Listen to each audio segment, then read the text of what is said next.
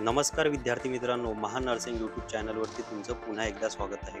अनेक विद्यार्थ्यांनी मला पर्सनली व्हॉट्सअप मेसेज केलेले आहे की सर एम.एच. नर्सिंग सी.ई.टी अंतर्गत कॅप राऊंड फर्स्टची सिलेक्शन लिस्ट कधी लागणार आहे.